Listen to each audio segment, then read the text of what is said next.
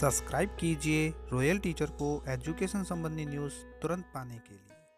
छात्र उपस्थिति रजिस्टर संधारण 2023-24 नवीन सत्र आरंभ तिथि, नवीन सत्र रजिस्टर दिशा निर्देश, साथ ही छात्र उपस्थिति रजिस्टर में संधारण के लिए जो कुछ नियम है उसकी जानकारी करेंगे। जी हाँ साथियों, सत्र की बड़ी खबर की बात करें तो जैसा कि आप सभी जानते हैं कि राज्य सरकारी विद्यालय में नहीं, राजस्थान के सभी सरकारी और प्राइवेट विद्यालय में नवीन सत्र के आरंभ हो चुका है। नवीन सत्र आरंभ होते ही आप सभी जानते हैं कि सभी जो रजिस्टर है छात्रा जो रजिस्टर है, तो इस क्रम में कक्षा 1 से लगा के 12 तक सभी रजिस्टर छात्रों के नए रजिस्टर हमें लगाने होते हैं, जहां छात्रों की उपस्थिति छात्र छात्राओं की उपस्थिति वहां होती है। कई जगह एक ही कक्षा के दो दो रजिस्टर लगते हैं, क्योंकि विद्यार्थी ज़्यादा होने से सेक्शन ए और बी या सी भी कन्वर्ट कर दिया जाता है। इसी क्रम में दोस्तों हम जानेंगे छात्र उपस्थिति रजिस्टर के कुछ नियम, जिनको संधारण करने के कुछ नियम। आप सभी जानते हैं कि आज 3 मई 2023 को नवीन सत्र प्रारंभ हो चुका है। इसमें सभी विद्यार्थी सभी तो कहें तो कक्षा 1 से 4, 6, 7 के विद्यार्थी प्रमोट हो चुके हैं। बाकी बचे 9 व 11 के, तो कई विद्यार्थी इसमें पास हुए हैं और कई फेल भी हुए हैं। तो पास और फेल की जो रणनीति है उसमें किस विद्यार्थियों का नाम पहले लिखा जाए, किसका बाद में लिखा जाए, और साथ ही कक्षा 5 के, 8 के और 10 के जो बोर्ड परीक्षा है उनके विद्यार्थी कौन से रजिस्टर में जाएंगे, पूरी बात करेंगे आज के इस वीडियो में। तो दोस्तों वीडियो को अंत तक जरूर देखें। साथ ही बात करेंगे उपस्थिति का अंकन जो नवीन दिशा निर्देश है उनके अनुसार किस प्रकार किया जाता है। सबसे मोस्ट इम्पोर्टेंट बात यह है कि छात्र उपस्थिति रजिस्टर में कहीं पर भी काट छांट नहीं करनी चाहिए। विद्यालय के निरीक्षण परीक्षण के दौरान विभिन्न विद्यालय में छात्र उपस्थिति रजिस्टर में संधारण के विभिन्न तरीके सामने आए हैं, जिसके लिए माध्यमिक शिक्षा राजस्थान का द्वारा दिशा निर्देश भी जारी किए गए हैं कि एक रूपता बनी रहे। तो छात्र उपस्थिति रजिस्टर संधारण 2023-24 के संबंध में कुछ दिशा निर्देश है, जैसे प्रत्येक कक्षा और वर्ग के लिए अलग अलग छात्र उपस्थिति रजिस्टर बनाए जाएंगे। संबंधित अध्यापक को इन्हें प्रतिदिन आधार पर अद्यतन करते हुए संधारित करेंगे। छात्र उपस्थिति सत्र आरंभ में से संधारित की जाएगी कक्षा में गत सत्र में अनुत्तीर्ण रहे। तो ध्यान से दोस्तों सुनिएगा, पिछले वर्ष जो अनुत्तीर्ण रहे छात्र है तथा पूर्व परीक्षा योग्य छात्रों के नाम लिखने के पश्चात पिछली कक्षा में उत्तीर्ण छात्रों के नाम लिखे जाएंगे। अर्थात पहले गत सत्र में जो अनुत्तीर्ण रहे हैं, फेल हुए हैं, उनके जो सप्लीमेंट्री छात्र हैं उनके नाम आएंगे। फिर जो उत्तीर्ण छात्र हुए हैं पिछली कक्षाओं के, उनके नाम यहाँ पे आएंगे। नवीन प्रवेश विद्यार्थियों के नाम प्रारंभ में प्रवेश तिथि के क्रम में निरंतर रूप में लिखे जाएंगे। जो नवीन प्रवेश हुए हैं विद्यार्थियों के, उनके नाम है वो प्रवेश तिथि के क्रम में लिखे जाएंगे, तथा प्रवेश कार्य समाप्त जब हो जाता है तो उसके बाद सुविधा अनुसार वर्णमाला के क्रम में अनुक्रमांक आवंटित किए जाएंगे।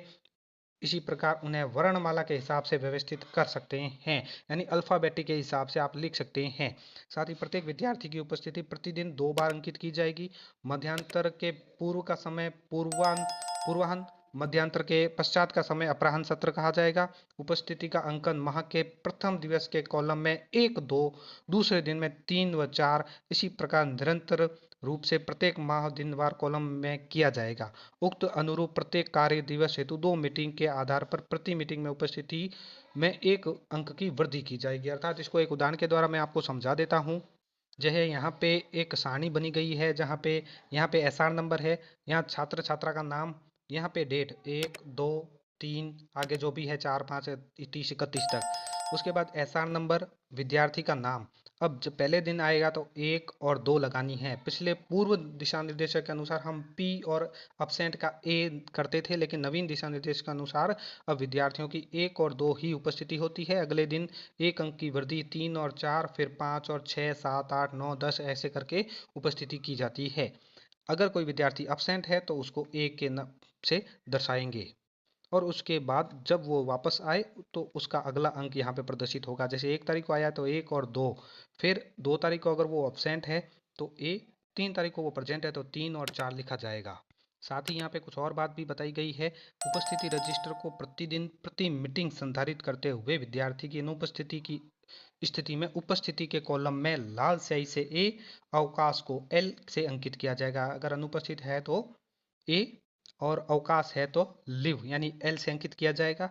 उपस्थिति रजिस्टर में कॉलम किसी भी प्रकार रिक्त नहीं छोड़ा जाएगा। और ना ही किसी कॉलम को डैश में बदला जाएगा। अगर विद्यार्थी स्काउट में, एनसीसी में, खेलकूद प्रतियोगिता में संस्था प्रधान की अनुज्ञा से बाहर गए हैं तो उन छात्रों की उपस्थिति डी से अंकित की जाएगी। तो यहाँ पे आप वापस देख सकते हैं, अगर 1 तारीख को विद्यार्थी आया है तो 1, 2, फिर वापस 5, 6 को आया है, यानी 5 तारीख को आया है तो 5 और 6 लगेगी इन 2 कॉलम में।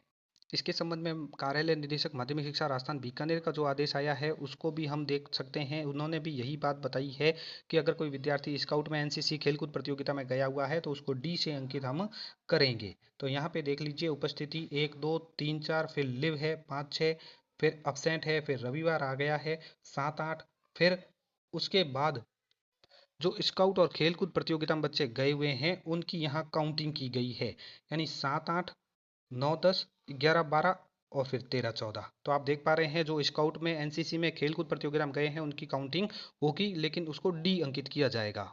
इसी के साथ आगे जो निर्देश नीचे है वो ये है कि प्रति मीटिंग, यानी जो मीटिंग, प्रति मीटिंग कुल उपस्थिति, अनुपस्थिति, अवकाश का योग लगाया जाए। इस प्रकार माह के अंत में कुल उपस्थिति, अनुपस्थिति, अवकाश का योग लगाया जाए।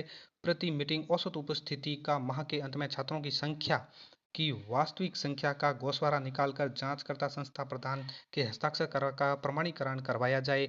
माह के अंत में उपस्थिति का योग गत माह की उपस्थिति पृष्ठ व संबंधित माह की उपस्थिति का औसत निकालकर अंकित की जाए। प्रत्येक माह में छात्र के नाम के साथ प्रवेशांक एसआर अवश्य अंकित की जाए।